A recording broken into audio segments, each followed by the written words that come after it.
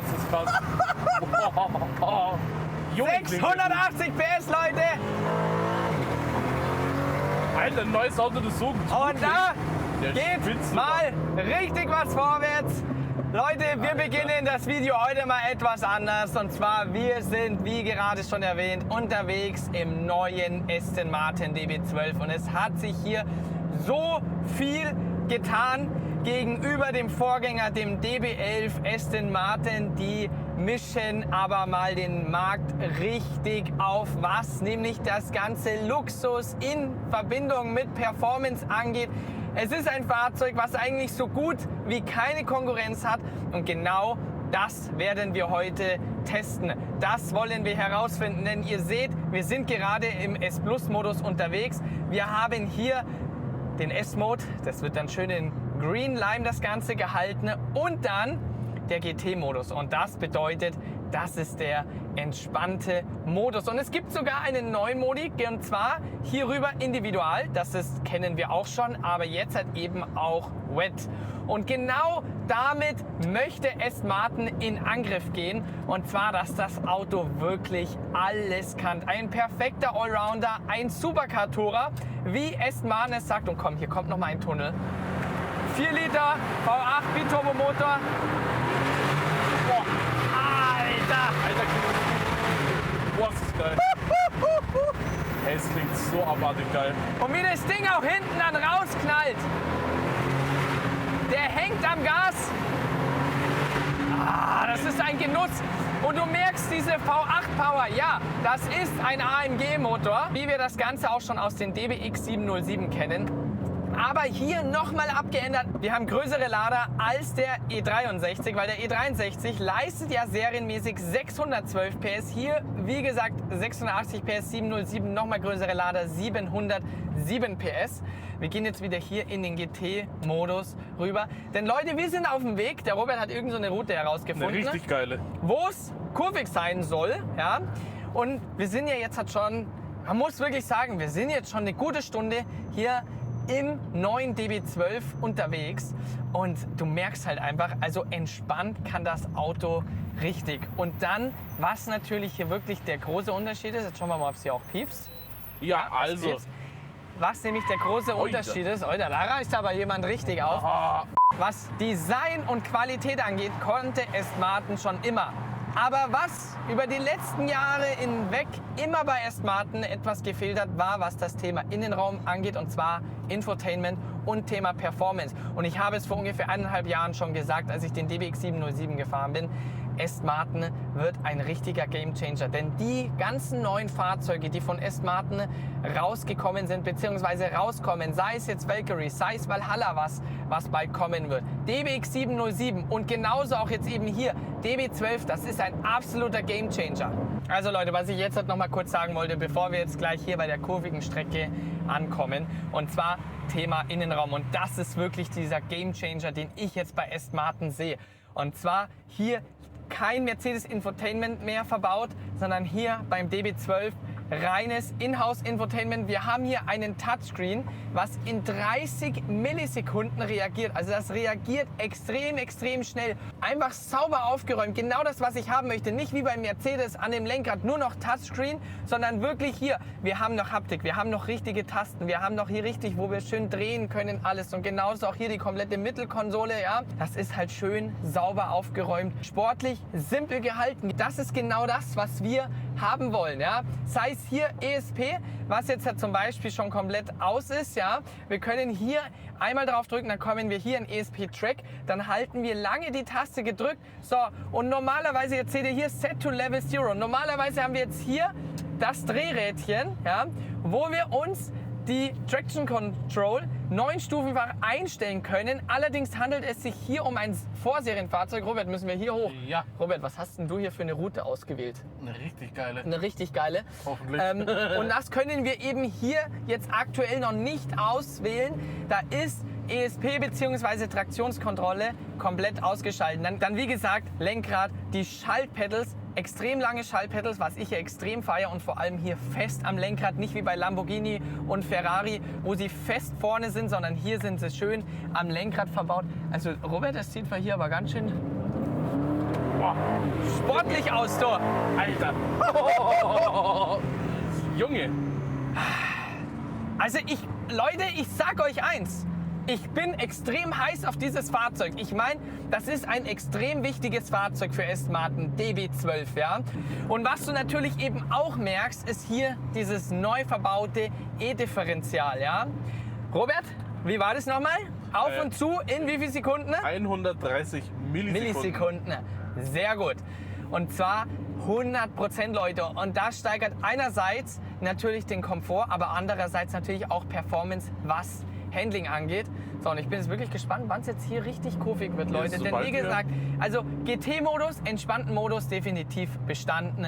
Da ist Aston Martin definitiv ein Vorreiter. Aber diese Spreizung zwischen Komfort und Performance, bin ich jetzt mal wirklich gespannt, weil DBX707, das ist genau der Faktor, warum das für mich der beste SUV momentan auf dem Markt ist, weil der genau diese Spreizung zwischen entspannten Fahren und diese Performance, dieser Sound, was er alles hat, bis auf, ja Leute, der Innenraum, was aber für mich überhaupt kein Störfaktor gewesen ist. So Leute, jetzt sind wir auf einer kurvigeren Strecke angekommen und jetzt schauen wir doch mal hier DB12, wie das Ding so in den Kurven liegt.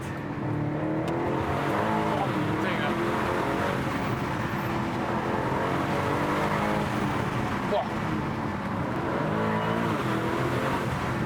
Also soundmäßig und performancemäßig Ist das abartig. geht richtig was vorwärts hier. Du merkst auch, wie der wirklich in die Kurven hier rein will, ja? Und das ist das Schöne, Leute, denn wir haben ja hier den V8 Biturbo-Motor. Und ganz ehrlich, ja, V12 Power, V12 Motor, mega geil, aber ich traue dem Motor eigentlich nicht hinterher, denn wir haben hier pure V8 Power am Start. Und das Geile ist, er ist leichter, wir haben mehr Platz und vor allem eben wegen Platz. Man konnte den Motor weiter nach hinten schieben und nach unten und dadurch bekommst du natürlich viel bessere Kurvengeschwindigkeiten hin und vor allem ein viel besseres Vertrauen in den Kurvengeschwindigkeiten. Definitiv. So Leute, wir sind an der Strecke angekommen. Jetzt bin ich mal wirklich gespannt, Robert, was du hier so für eine Strecke ausgesucht hast. Ach nee. Boah, Da kann man ja quer aufreißen. kann man nicht mal irgendwo festhalten. Okay, also ich würde mal sagen, da geht definitiv ganz gut was vorwärts. Alter!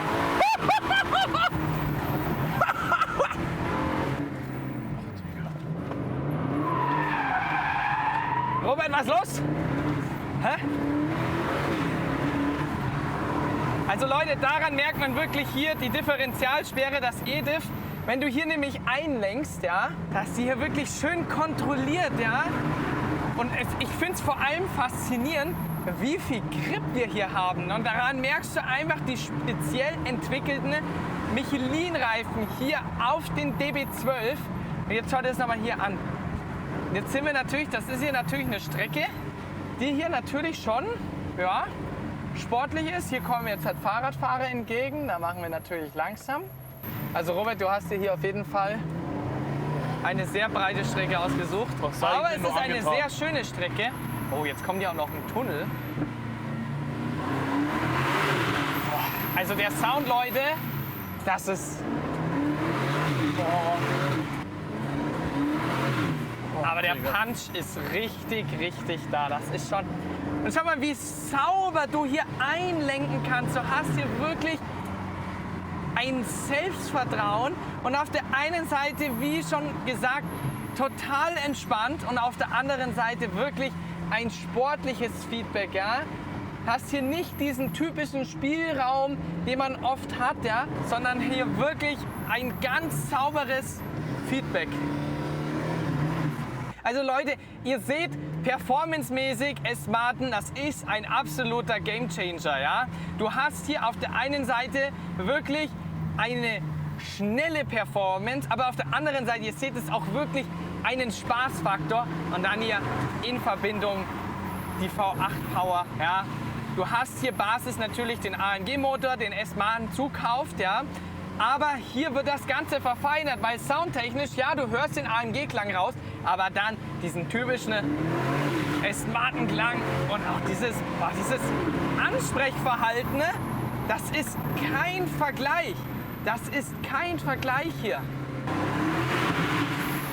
Dieses saubere Fahren, ja, wo du wirklich sagst, schau das an, du kannst sportlich unterwegs sein, wirklich mit einem Selbstvertrauen, einer Sicherheit, einem Spaßfaktor und dann diesen Klang zusammen zu genießen. Ich verstehe, was Aston Martin hier mit dem neuen DB12 machen möchte und deswegen Supercar Tourer.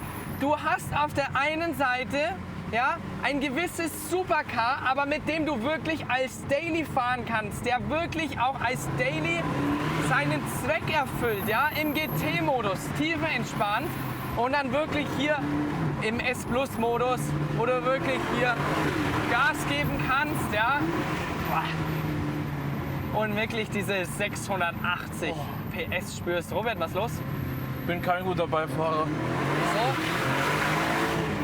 Also der Sound, Ja, der Sound ist gut, aber das ist nicht nur gut, das ist brutal. oh nee, oh nee, oh nee, oh nee, oh nee, oh nee.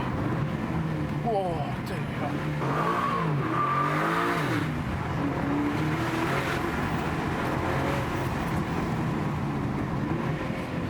So Leute, wir befinden uns jetzt wieder im GT-Modus und das ist wirklich, was mich beim DB12 am meisten fasziniert.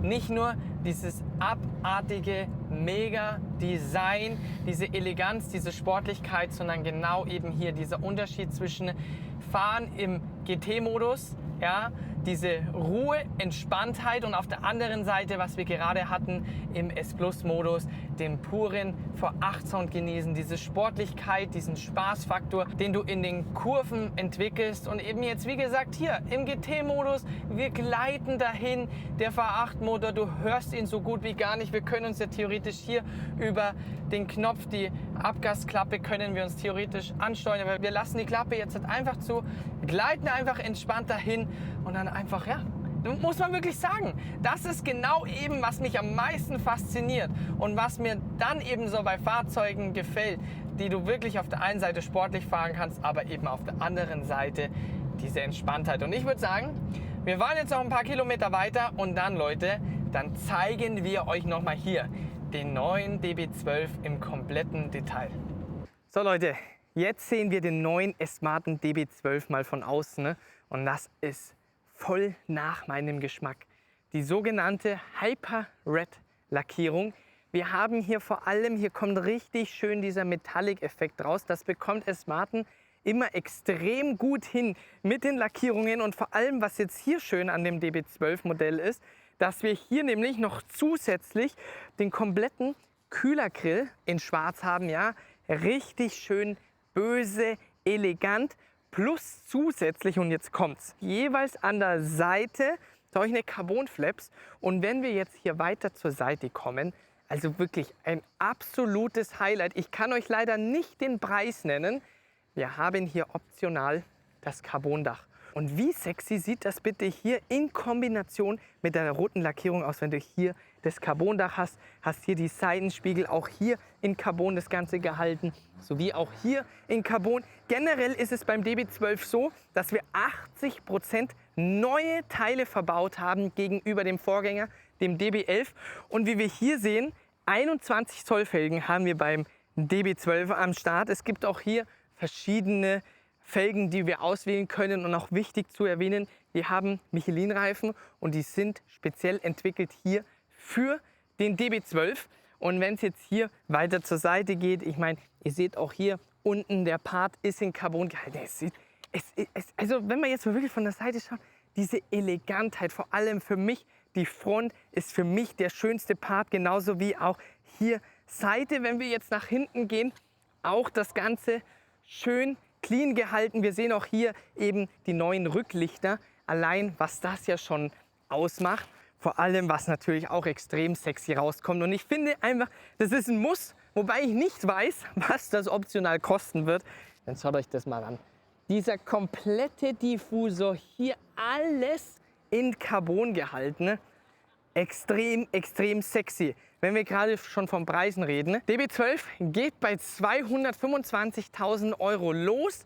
Und wir müssen natürlich hier den DB12 mit der Konkurrenz vergleichen. Bedeutet, Ferrari Roma 992 Turbo S. 992 Turbo S liegt, glaube ich, bei um die 215.000 Euro, Ja, genau, Robert, oder? genau. Ferrari Roma, wo lag der? Ich glaube bei 206, wenn mich nicht alles täuscht. Ehrlich? Ich glaube schon, Aber ja. es wäre schon ein gutes Stück günstiger. Ja, Wobei ja, man natürlich sagen muss, bei Ferrari muss man wieder extrem viel Sonderausstattung nehmen. Hier hast du natürlich serienmäßig schon einiges dabei, bis eben auf das ganze Carbon-Paket. Und auch das Carbondach, glaube ich, das wird bestimmt nicht günstig sein. Sowie auch optional haben wir hier die Keramikbremse, die 27 Kilo einspart. Denn gewichtstechnisch ist das natürlich schon eine Ansage. Wir sind hier bei um die 1700 Kilo, was eigentlich völlig in Ordnung ist. Ich würde jetzt mal sagen, noch ganz kurz, wir machen mal schnell die Motorhaube auf, Robert.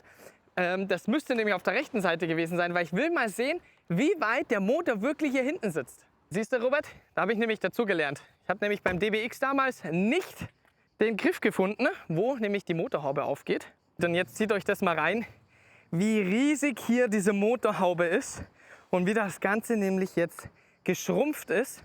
Und vor allem, schaut mal her, hier hinten sitzen die Lader, hier unten, hier drüben und schön unten sitzt der V8 Biturbomotor, der 4 Liter V8. Und das ist auch genau der Punkt, warum hier eine neue DB12 so gut zum Fahren ist, weil einfach hier die Gewichtsbalance extrem gut verteilt worden ist. Wenn wir jetzt den V12 wieder gehabt hätten, der würde hier alles ausschöpfen. Der würde den kompletten Platz ausschöpfen. Und mit dem V8 konntest du es hier schön nach hinten ziehen. Vor allem siehst halt auch hier, das sind schon echt Riesenlader, Robert.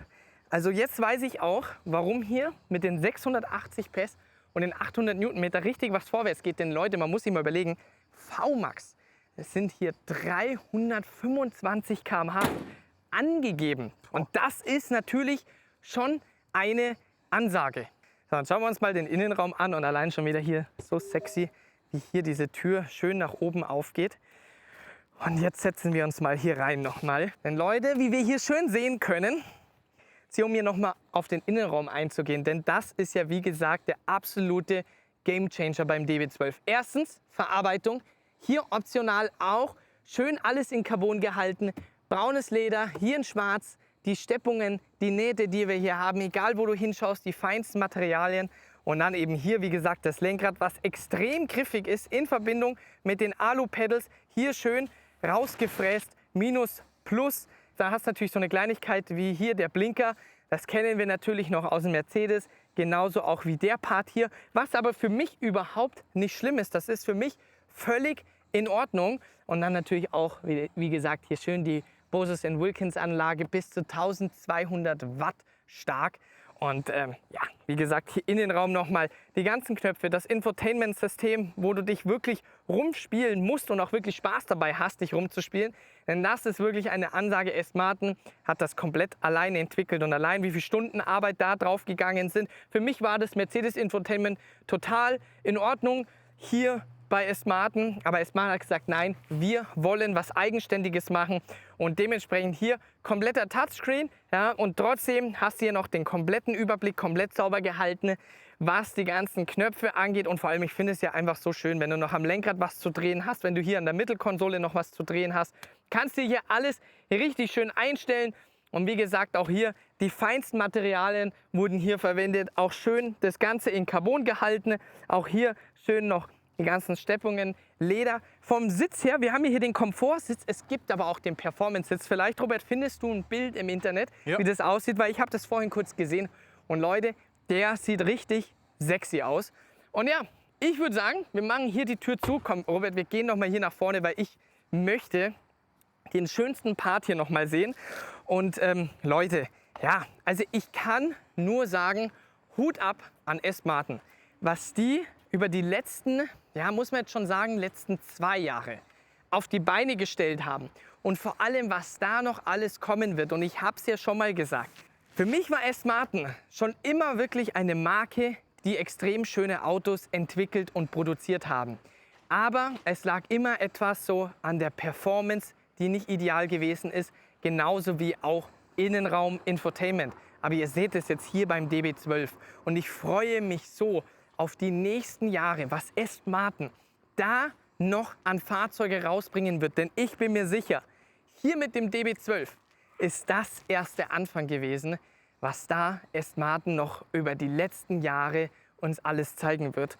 Und von daher, ich würde sagen, Leute, wir machen Schluss mit dem Video. Robert, was machen wir jetzt noch? Jetzt haben wir 17 Uhr. Sollen wir noch? Wir schauen mal hinter in die Stadt, oder? Was würdest du sagen? Ich würde sagen, wir gehen jetzt am Pool. Oder das? Ich habe noch gar nichts gegessen heute. Oh, da wird Sauerzeit, Ja? Kollege. Also, von daher, Leute, peace out. Bis zum nächsten Video wieder. Boah, Alter! Alter, boah, ist das geil. Hey, es klingt so abartig geil.